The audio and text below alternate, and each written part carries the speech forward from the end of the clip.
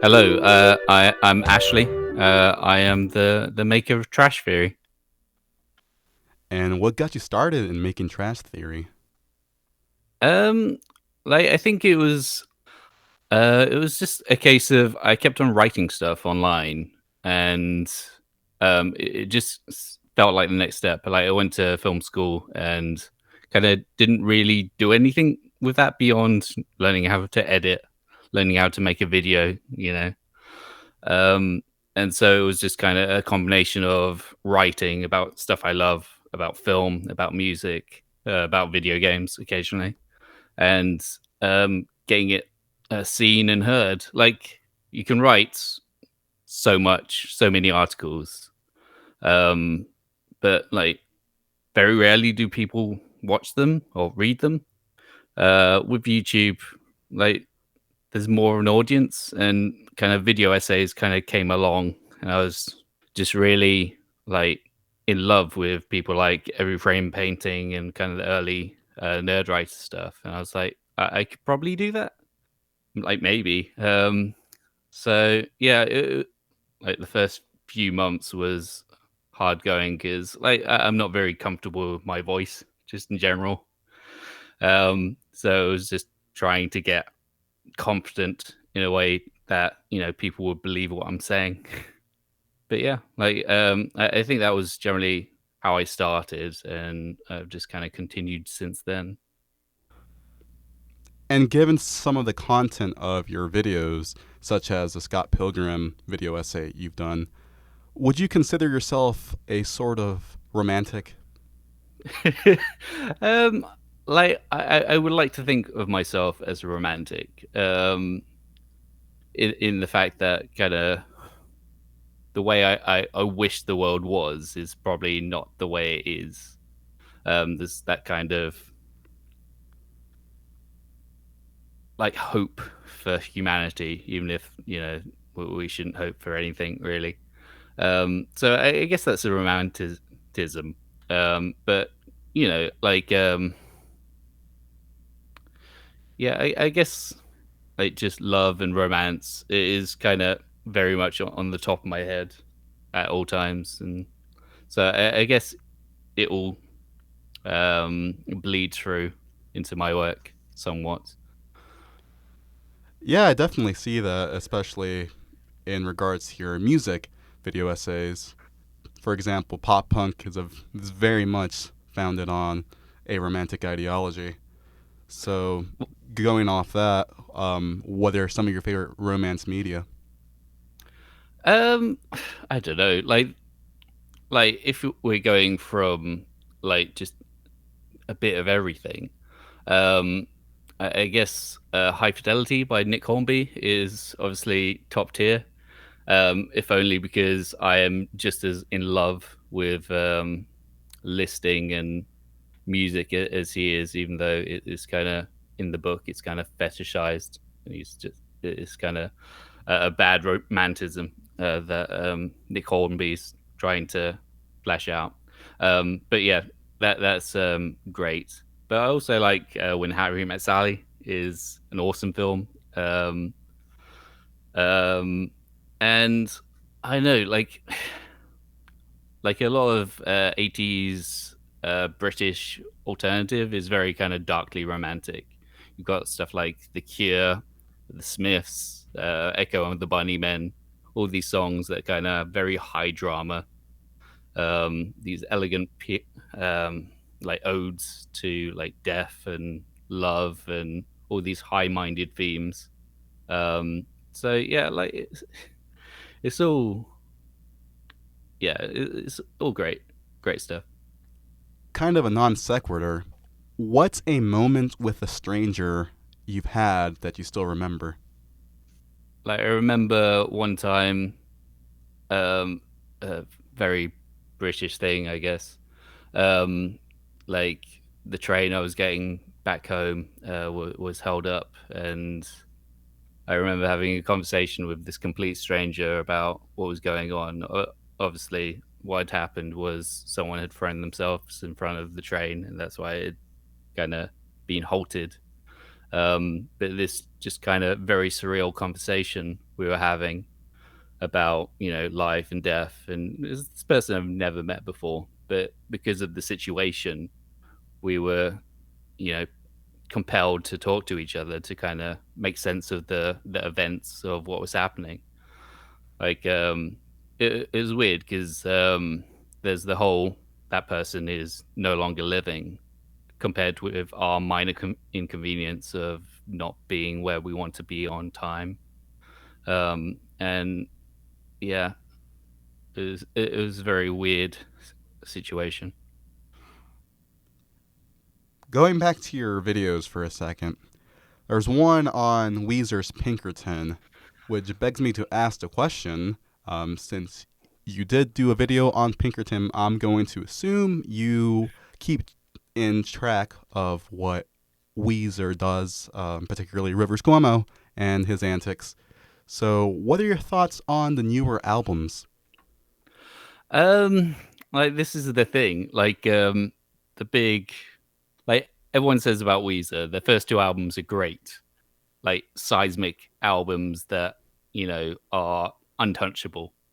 And yeah, Blue Album, Pinkerton are amazing, but pretty much everything after that is kind of less good. Like Maladroit is amazing, or at least 50% amazing. Green Album's got some good tracks.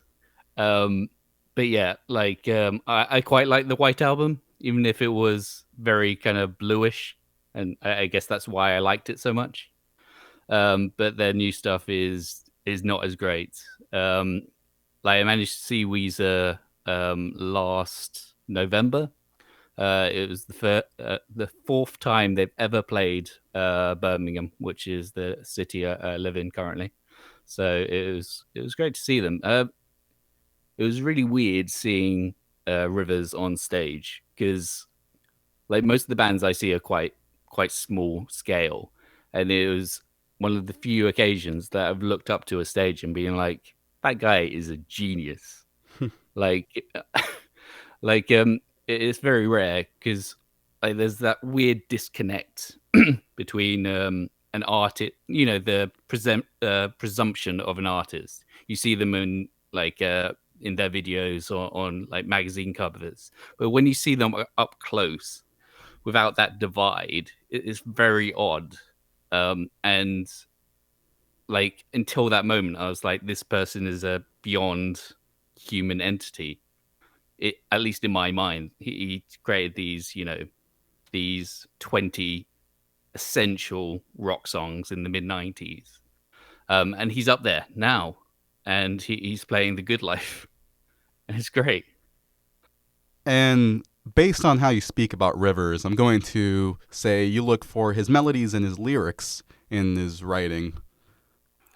With Pinkerton, like the lyrics are kind of, they're a bit creepy, which is where his mind was at the time. But I think if you've kind of been in that situation, you can kind of relate to them. And the same with the Blue Album, but the Blue Album's a lot more universal. And like there's the sillier songs like Surf Wax American, um, where he just wants to surf, and in that simplicity and that melodies, like especially the beat. Is it beach? Is the Beach Boys bit in that song, or is it Holiday on the Blue Album, where it's the Beach Boys bit like middleweight? Um, but I'm going to it's think that's Surfbox America, yeah. yeah, yeah. But yeah, those melodies, like they hit you. But like the more recent stuff, like is it Palisade Daydream? Yeah, Pacific Um, Daydream. Pacific Daydream, like they're not as present, and especially the lyrics are kind of very. They're not about anything, and I think that's the problem. Like with the first two albums, people could relate to those lyrics because they're actually about something, whereas the more recent output is about nothing, and so that's kind of why they're a lesser band at the moment, or at least in my point of view, are lesser. Um, yeah, like it's a shame, but like no band like Weezer been around for 25 years now. It's 25 years since Blue album this year, I guess. And no band stays great for that long. Like I think at best you've got 10 years. The Beatles had 7. Um, like it's very hard to grow old gracefully with these kind of bands. Like I don't know. And do you yourself play any instruments? Uh, no. Like back in like college and university, I used to have a bass guitar, but it didn't mean that I could play it. Like I could, I think I could. The most complex thing I could play was "Breed" by Nirvana, and that was about my limit. Like I wouldn't say I could play bass. I have a bass, but yeah, like it. I've been in several bands, but we've like I think I'm a jinx. We never ever played a gig. And you chose bass because of the aesthetic. Well, like I think there's kind of two types of bass players. There's like the kind of bass player that I was, the same kind that like Sid Vicious or like I don't know many other bassists are, in the fact that they wanted to be in a band and it seemed like the easiest option. But there's also bassists like I don't know, like Flea from the Red Hot Chili Peppers, like bassists who actually know how to play bass. I think that's a line in Scott Pilgrim. That's right, Pilgrim. I actually know like Scott Pilgrim. It's exactly like Scott Pilgrim. Like he doesn't really know how to play bass, and he's just there because he wants to be part of the music. And I think that's the thing. Like I've always wanted to be part of the music, but didn't have the kind of commitment to learning an instrument to actually excel in that way. I think I always liked loving music more than learning music, I guess. And which bands did you grow up with? Well, I'm 31 this year, so I'm probably a bit older than you. So I it so like when first started listening to music, it was new metal. New metal reigned. So it was like Papa Roach were big, Linkin Park obviously. And then like a couple years after that, when I really started getting into music, it was people like AFI, My Chemical Romance, who came a bit later. The Distillers were like top band. Um, like I grew up with a lot of punk rock, so and it's still the case that I can't really pay attention to anything that's longer than 2 minutes. So yeah, Minor Threat, Descendants have wrecked my attention span. And do you tend to not diversify yourself from that genre Um, to another genre? right? Like back in the day, I was very militant. Like Good Charlotte are terrible because they're not real punks, and now like I don't care. Like I listen to pretty much everything. Like everyone says that. Everyone says, "Oh, listen to a bit of everything," but no, um, yeah, I like Grimes. Grimes is awesome. FKA Twigs is I can't wait for her to come out with something new because it's been a while. But I also like Dillinger Escape Plan. I was quite upset when they finally broke up. I saw them like the last time they played the UK. Like Relative Massey, like Nirvana. Like I like a bit of everything. Like I think I'm getting softer in my old age. A bit of alt pop is where my ears kind of go to. Um, Carly Rae Jepsen, that new album. Oh man, Yes. oh man, just great stuff. But yeah, like it is what it is. Like there's still a few kind of younger punk bands that I'm quite into. Try and see when they come to town. But yeah, you just get older. You are less kind of less limited to what you want to listen to. I suppose. What about you? Are you very much one genre kind of guy? I tend to shift around depending on the week. This week it's pop punk definitely. Been listening to Boys Like Girls, Blink 182, Blink 182's Sideman's Boxcar Racer. Oh man, that's a good album right there. Oh Like yeah, There Is, and well, what's the other big song of that? and I think. At least I like Oh that a yeah, lot. Yeah. So I'm kind of in um, this adolescent kind of mood, though I do tend to listen to something that's a bit more hard hitting and lyrics that have a lot more arrogance to it, I guess. Like, how and do you mean arrogance? like a I don't care, I do what I want kind of attitude. Yeah. That's Okay. that's something I would want to like show people that that's how I am sometimes, even though it's Yeah, yeah, not the best kind of outlook, but it is you cathartic. I yeah, yeah. listen to a lot of hip hop, and I'm like, oh yeah, I understand this. You kind of want to portray yourself in a very confident way. Yeah, like that's kind of thing. Like especially, I don't know, like when you're younger, you kind of need to like the music you listen to is like very much who you are. I guess as you get older, it's less of a factor. But like in my mind, you know, I am what I like. There's very little other than that to me. Like I'm a very shallow person. I just like music and films, and if you don't like the music and films I like, then I'm probably not gonna get on with you. But yeah, like that's kind of where I'm at in life. Definitely. Well, based on the music you've mentioned today, I would recommend this new wave hip hop kind of emo rap game at the moment. Oh, Uh, like Little Peep, uh, rest in peace. And who was it? Like Juice World Juice had a big World, song yeah. last year. Yeah, yeah. Like I listen to stuff. Yeah, But yeah, like I should really dive into that a bit more. Because like what I've heard is very good. definitely. Lil Uzi Vert, I would recommend some of his albums. Um, Okay. yeah.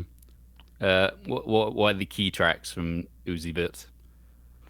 Oof. See, he has eras. So the Little Uzi Vert versus the World mixtape he dropped a few years ago, which is kind of inspired really loosely from the Scott Pilgrim graphic novels. I'd recommend Scott Okay. and Ramona from that. That's probably the most punk sounding song on that album, even though it's more melodic hardcore, I would say, but it's very much Okay. still hip hop with, well, at least the beat's still very much hip hop. Though, to be honest, a lot of his inspiration from those graphic novels are just kind of like, I don't know, the character of Scott, I guess, of just Scott just kind of being not the smartest guy. Well, that's the thing about Scott Pilgrim. Like, I think when I first read the books, I was kind of like, "This is me," but then you realize he's a terrible person, Yeah, and that is part of growing up, realizing that you are not Scott Pilgrim, or you shouldn't try to wish to be Scott Pilgrim. You need to grow past that. But yeah, like if that's Mr. Vert's opinion, then I think that's pretty spot on, really. Um, did I hear recently that he's stopped making music or has recently retired? Like very recently, like a couple days ago. yeah, that happened 2 days ago on his Instagram, I believe. There's some controversy going on with his label where they're supposedly, allegedly, not letting him release his new album, and I guess that's been kind of hard on him, and I kind of understand. I'm also in the mindset that this is probably a publicity stunt, but going at this sincerely, I understand how a lot of artists nowadays can be frustrated with their label not wanting to release something right away, mostly because the game on how to market an album or a mixtape has kind of changed over the years. I feel like currently it's up to the artists and their influencers to actually get some marketing out there, and that could be pretty stressful. Whereas a few years ago, or in other genres, mostly the marketing team would do that, and it would get a lot of listens or sell well or whatnot. Um, I think there is a lot of pressure, more pressure than before on the celebrity, which is why this is kind of a weekly thing, I think, where people just kind of have these social media freakouts. Though, by comparison, Lil Uzi Vert's was a bit more tame. Either way, if that's the case, that he did delete all his music, or he's about to delete all his music, I am disappointed because I am kind of a fan. So yeah, hopefully that's not the case. Yeah, like if that's the case, I need to check it out soon because otherwise I won't have opportunity. But yeah, um, but yeah, I guess that's just the way the internet has kind of made us to be. Like we are our online presence, and if you can't, it's like with Grimes at the moment. I'm not sure if you're quite into her story, um, Not but I really. think yeah, she's been trying to release an album for the last. I think she, I think she has an album recorded, but her label's like, no, you can't release it until quarter two 2019. That's when we got you scheduled. So she's been kind of covertly like leaking some of her album, so people can actually listen to it when she wants them to listen to it, like via like Instagram posts and stuff. So yeah, yeah, like I can see why he's pissed off. Yeah, that's why a lot of pop artists nowadays, like Charli XCX, they tend to release mixtapes throughout the year. Because I think the rule is that you have to announce a studio album 6 months before it comes out or something. Whereas with a mixtape is 2 weeks, though not sure how accurate that information is. I mean, I suppose it probably changes from label to label what your deal is with that particular label. But yeah, like I guess with mixtapes, you can just record something with some friends, and that's the thing with the internet. Like, used to be like if you don't have a label or not pressured in that way, you can record something in an afternoon, then release it the next day or even that afternoon. Um, and I guess from people who started out on SoundCloud or just MySpace or whatever, the fact that they're now on labels and have to pay attention to the powers that be and what they're, you know, restricted from doing, it is kind of frustrating because, like, 6 months, 5 years ago, they would be able to release something instantly. And that's not the case anymore. They kind of have to play the game, which, if you're, a firebrand artist or, musical auteur, you don't want to be restricted by basically the man saying, no, you can't do that. You have to schedule it. So, yeah, I guess it sucks. Now we're kind of running out of time here, so I have one final question, and it's quite the Okay. doozy. Which Simpsons character do you relate with the most? Well, the thing is, like at the moment, what I'm looking at is kind of swaying my judgment slightly because your display picture is Lisa Simpson, and so but yeah, I think Lisa Simpson is probably the one because she's a little too smart for her own good. Um, no one listens to her, and she's the most kind of right-minded person on The Simpsons. Like all the rest of the characters until a certain point, because Simpsons kind of fell down after like season 9 or whenever. Until that point, she was the only real character. In the fact that Homer was, a cartoon, a satire of kind of the sitcom everyman, dad character, and he was just kind of satirizing that aspect of like American sitcoms. And Marge was just the kind of the wife who was nagging, etc. She wasn't a character. Like Bart was just a stand-in for Matt Groening in the original seasons before he kind of all the writers decided Homer was more of their counterpoint, but Lisa was always kind of the heart of the show. She had, like, in a way, like everyone in Springfield was an idiot, and she was kind of the only sane voice in that kind of that chaos that was Springfield. That's the correct answer. Yeah. I mean, you kind of, No, yeah. like, I kind of knew what I was doing there, so I totally understand. that or Millhouse. Millhouse is also great. Really? Yeah. Okay. I mean, everything's looking up for Millhouse. No, wait. Yeah. Cut that. All right. Well, thank you, Ashley. Thank you, Justin.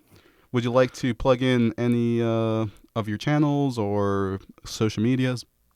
Not really. Like, the YouTube channel is Trash Theory. It is there. It is. You just type in Trash Theory into YouTube. You'll find it. Yeah. Thank you. Thank you very much. Thank you. Hope you have a good day.